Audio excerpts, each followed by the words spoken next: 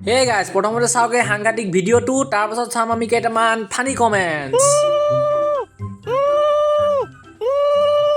খাবলৈ ভাল কমলা, চাবলৈ ভাল চিনেমা, অতীততে ভাল পোৱা আছে নেকি কোনোবা?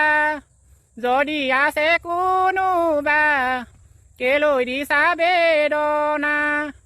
বেদনা ভুহুৱই আজি চাগৈ কান্দিছে বিচনাতে বাগৰি। অতিকৈ বেদনাদায়ক বিয়া গীত শুনি দুখে বেৰি ধৰিছে। ফোন নাম্বাৰটো দিব, মোৰ বিয়া পাতিলে আপোনাক নিমন্ত্ৰণ দিম ভাবিছোঁ গীত পৰিৱেশন কৰিব।